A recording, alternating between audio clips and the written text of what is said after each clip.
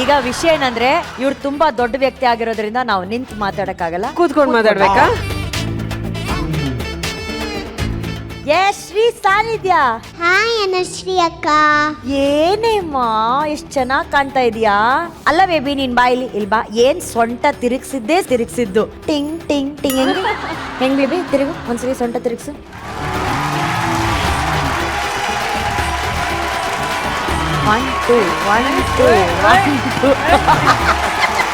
Super. ನೀನ್ ಸೊಂಟ ತಿರುಗಿಸಿದ್ ನೋಡಿ ಪಾಪ ಅಪೂರ್ವ ಅವ್ರು ಒಂದ್ ತಿರುಗಿಸಿದ್ರು ಸೊಂಟ. ಅಪೂರ್ವ ಶ್ರೀ ಮೇಡಮ್ ಅವರು ಡಾನ್ಸ್ ಅಂದ್ರೆ ತುಂಬಾ ಇಷ್ಟ. ಇಲ್ಲೂ ಕೂಡ ಅದನ್ನೇ ಮಾಡೋದಕ್ಕೆ ಪ್ರಯತ್ನ ಪಟ್ರು ಅಲ್ವಾ?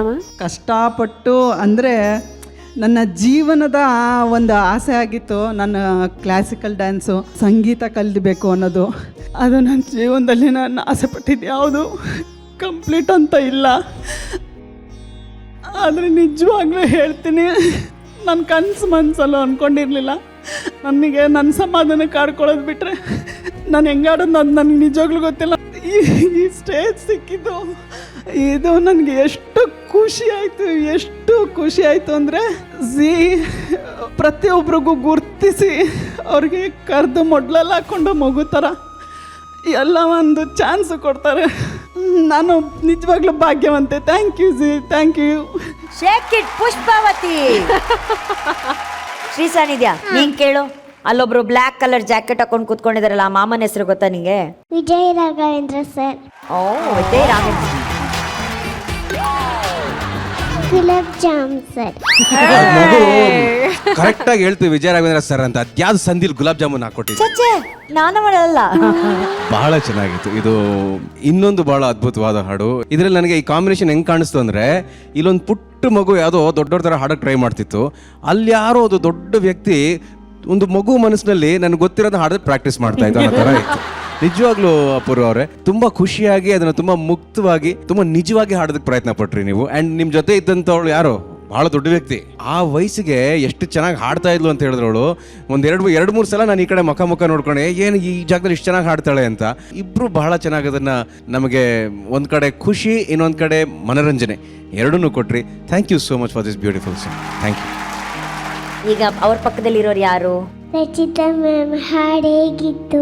I think expressions, dance, singing ಮೂರು ಒಟ್ಟಿಗೆ ಪುಷ್ಪಾ ಮ್ಯಾಮಲ್ಲಿ ನೋಡಿದ್ವಿ. She is a wonderful actor. ಯಾಕೆ ಅಂತ ಹೇಳ್ತೀನಿ, ಇಷ್ಟರಲ್ಲೇ ತುಂಬಾ ಚೆನ್ನಾಗಿ ಆಕ್ಟ್ ಮಾಡ್ತಾರೆ. ಸಾನ್ನಿಧ್ಯ ತುಂಬಾ ಅವಳ ಅಟೆನ್ಷನ್ ಸೀಕ್ ಮಾಡ್ತಿದ್ಲು. ಅವಳ ಎಕ್ಸ್ಪ್ರೆಷನ್ಸ್, ಅವಳ ಡಾನ್ಸು, ಹಾಡಿದು ಎಲ್ಲ ಮುದ್ದಾಗಿತ್ತು. ಗಾಡ್ ಬ್ಲೆಸ್ ಯು ಸಾನ್ನಿಧ್ಯ. ಜನ್ಯಾಜಿ. ಶಾನು ಬೇಬಿ ಚೆನ್ನಾಗಿ ಹಾಡ್ದಲ್ಲ ಚಿನ್ನ ನೀನು. ಏನಕ್ಕೆ ಚೆನ್ನಾಗಿ ಹಾಡ್ತೀಯ ನೀನು ಪ್ರತಿ ಸತಿ ಬಂದಾಗ? ಗೊತ್ತಿಲ್ಲ ಸರ್. ಒಳ್ಳೇದು, ನಿನ್ಗೆ ಎಷ್ಟು ದಿನ ಗೊತ್ತಿರಲ್ಲೋ ಅಷ್ಟು ದಿನ ಚೆನ್ನಾಗಿ ಹಾಡ್ತಿರ್ತೀಯ.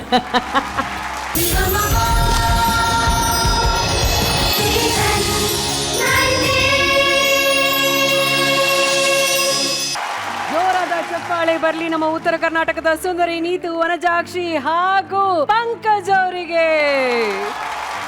ನೀತು ವನಜಾಕ್ಷಿ ಅವರು ಎಲ್ರಿಗೂ ಪರಿಚಿತ. ನಮ್ಮ ವೇದಿಕೆಯ ಹೆಮ್ಮೆಯ ಸೂಪರ್ ಕ್ವೀನ್ ಇವರು, ಟ್ಯಾಟೂ ಆರ್ಟಿಸ್ಟ್ ಇವರು, ಹಾಗೆ ಘಮ ಘಮ ಅನ್ನೋ ಹೋಟೆಲ್ ನ ಮಾಲೀಕರು ಕೂಡ ಇವರು. ಈಗ ಸಂಜಯ್ ಲೀಲಾ ಬನ್ಸಾಲಿ ಅವರ ವೆಬ್ ಸೀರೀಸ್ ಅಲ್ಲಿ ಕೂಡ ಆಕ್ಟ್ ಮಾಡಿದ್ದಾರೆ ನಮ್ಮ ನೀತು ವನಜಾಕ್ಷಿ ಅವರು. Super super. ನೀತು ಅವ್ರ ಜೊತೆ ಇವತ್ತು ಬಹಳ ಪ್ರೀತಿಯಿಂದ ಹಾಡಿದ್ದು ಉತ್ತರ ಕರ್ನಾಟಕದ ಹುಡುಗ ನಮ್ಮ ಪಂಕಜ್ ಅವರು. ಉತ್ತರ ಕರ್ನಾಟಕದ ಪ್ರತಿಭೆಗಳಂದ್ರೆ ಅವ್ರಿಗೊಂದ್ ರೀತಿಯ ನಮ್ಗೆ ಬಹಳ ಹೆಮ್ಮೆ. ಯಾಕಂದ್ರೆ ಬಹಳ ಮುಗ್ಧ ಮನಸ್ಸಿನಿಂದ ಬಂದು ಅವ್ರು ಪಾರ್ಟಿಸಿಪೇಟ್ ಮಾಡ್ತಾರೆ. ಪಂಕಜ್ ಆಗಿರ್ಬೋದು ಅಥವಾ ನೀತು ಆಗಿರ್ಬೋದು. ಈಗ ಇದು ಯಾರ ಹಾಡು? ನಮ್ಮ ಪರಮಾತ್ಮನ್ ಹಾಡು. ಆ ಪರಮಾತ್ಮನ ಸಾಂಗ್ ನ ಹಾಡಿದಾಗ ಎಲ್ಲ ಸರಿ ಆಗ್ಬಿಡುತ್ತೆ. ರಾಘವ್ ಏನಂತೀರಾ? ಈ ಹಾಡು ಕೇಳಿದಾಗ ಬರೀ ಅಪ್ಪು ಅವರ ನೆನಪಾಗಲ್ಲ, ಅಪ್ಪು ಅವರ ನಗು ನೆನಪಾಗುತ್ತೆ, ಅಪ್ಪು ಅವರ ಮುಗ್ಧತೆ ನೆನಪಾಗುತ್ತೆ, ಅಪ್ಪು ಅವರ ಮನಸ್ಸು ನೆನಪಾಗುತ್ತೆ. ಅದೇ ಮುಗ್ಧತೆನ, ಅದೇ ಖುಷಿಯನ್ನ ಇವತ್ತು ನಾನು ಪಂಕಜ್ ಅವ್ರ ವಾಯ್ಸ್ ಅಲ್ಲಿ ಮತ್ತೆ ನಮ್ಮ ನೀತು ಅವರ ಹಾಡಿನಲ್ಲಿ ಕೇಳಿದೆ. ನೀತು ನಮ್ಮ ಅಪ್ಪು ಅವರ ಹಾಡನ್ನ ತುಂಬಾ ಚೆನ್ನಾಗಿ, ತುಂಬಾನೇ ಮುದ್ದಾಗಿ ಹಾಡುವಂತ ಪ್ರಯತ್ನ ಪಟ್ಟಿದ್ದೀರಾ. Thank you so much. Appu ಅವ್ರನ್ನ ಜ್ಞಾಪಿಸಿದ್ದಕ್ಕೆ ನಿಮಗೆ ಅನಂತ ಧನ್ಯವಾದಗಳು. Thank you so much. And Pankaj ತುಂಬಾ ಚೆನ್ನಾಗಿ, ತುಂಬಾ ಸ್ಟೈಲಿಶ್ ಆಗಿ ಹಾಡ್ತೀಯ ಮರೆಯ ನೀನು. ಒಂದ್ ಸ್ವಲ್ಪನೂ ಡೌಟ್ ಇಲ್ಲದ ಹಾಗೆ ಕಾನ್ಫಿಡೆಂಟ್ ಆಗಿ ತುಂಬಾ ನೀಟ್ ಆಗಿ ಒಂದು ಮಾಸ್ ಆಗೋದನ್ನ ಪರ್ಫಾರ್ಮ್ ಮಾಡಿದೆ. Thank you so much for entertaining Pankaj. Fabulous singing, very nice effort, very honest effort. Thank you. Thank you Raghav ಅವರೇ. ರಚಿತಾ ಅವರೇ, ನೀತು, ನನಗೆ ಒಂದು ಪ್ರಶ್ನೆ. ನಿಮ್ಗೆ ಈ ಹಾಡನ್ನ ಹಾಡ್ಬೇಕಾದ್ರೆ ಹೆಂಗ್ ತಯಾರಿ ಮಾಡ್ಕೊಂಡ್ರಿ? ಎಷ್ಟ್ ದಿನ ತಗೊಂಡ್ರಿ? ಯಾವತ್ತಾದ್ರೂ ಹಾಡ್ ಹೇಳಿರೋದು ಉಂಟಾ? ಹಾಡ್ತಿದ್ದೆ ಫಸ್ಟು. ಏನಾಯ್ತಂದರೆ ಲೈಕ್ ನನ್ನೊಂದು ಸರ್ಜರಿ ಆಯಿತು ಇಲ್ಲಿ ಆ್ಯಡಮ್ಸ್. ಸೊ ತಗ್ಸಕ್ಕೆ ಹೋಗಿದ್ದೆ. ಆ ಟೈಮಲ್ಲಿ ಡಾಕ್ಟರ್ ಹೇಳಿದರು ಇದ್ರ ಜೊತೆಗೆ ನಿಮ್ಮ ವಾಯ್ಸ್ ಚೇಂಜು ಮಾಡ್ಕೊಂಬಿಡಿ, ಯಾಕಂದರೆ ಆಲ್ಮೋಸ್ಟ್ ಎಲ್ಲ ಸರ್ಜರಿ ಆಗಿತ್ತು. ಸೊ ಕಂಪ್ಲೀಟ್ ಹೆಣ್ಣಾಗಬೇಕು ಅಂತ ಆಸೆ ಇರುತ್ತೆ ನಮ್ಗೆ ಚಿಕ್ಕ ವಯಸ್ಸಿಂದ. ಸೊ ಆ ಟೈಮಲ್ಲಿ ಅವ್ರು ಹೇಳಿದರು ವಾಯ್ಸ್ ಚೇಂಜ್ ಮಾಡ್ಕೊಳ್ಳಿ ಅಂತ ಅಂದಾಗ, ಆಮೇಲೆ ಆಯಿತು ಅಂತ ಒಪ್ಕೊಂಡಾದ್ಮೇಲೆ ಸರ್ಜರಿ ಆದಮೇಲೆ ಹೇಳ್ತಾ ಇದ್ದಾರೆ ನೀವು ಹಾಡೋರಾಗಿದ್ದರೆ ಇನ್ಮೇಲಿಂದ ಹಾಡೋಕ್ಕಾಗಲ್ಲ, ಯಾಕಂದರೆ ಒಂದು ಲೆವೆಲಿಗೆ ಬಂದುಬಿಡುತ್ತೆ ಅಷ್ಟೇ, ಹೈ ಪೀಸ್ ತೊಗೊಳಕ್ಕಾಗಲ್ಲ. ಸೊ ಆ ಥರ ಹೇಳಿದ ತಕ್ಷಣ ನಂಗೆ ಶಾಕ್ ಆಯಿತು. ಹೆಣ್ಣಾಗಬೇಕು, ಹಾಡಬೇಕು, ನನ್ನಲ್ಲಿರೋ ಟ್ಯಾಲೆಂಟ್ನ ತೋರಿಸ್ಬೇಕು ಅಂತಲೇ ನಾನು ಆಗಿದ್ದು. ಏನು ಸರ್ ಈಗ ಹೇಳ್ತಿದ್ದೀರಾ ಅಂತಂತಂದೆ. ನಮ್ಗದು ಗೊತ್ತಿರಲಿಲ್ಲ. ಸೊ ಮಾಡಿದ್ದೀವಿ ಈಗ ಅಂತ ಆ ಥರ ಹೇಳಿದರು. ಸೊ ಅದಾದಮೇಲೆ ಲೈಕ್ ಹಾಡೋಕ್ಕಾಗೋದೇ ಇಲ್ಲ ಅಂತ ಅಂದ್ಕೊಂಡಿದ್ದೆ. ಸೊ ಸರಿಗಮಪ ಮತ್ತು ZTV ಕನ್ನಡ ಇವತ್ತು ಹಾಡೋ ಹಾಗೆ ಮಾಡಿದ್ದೆ.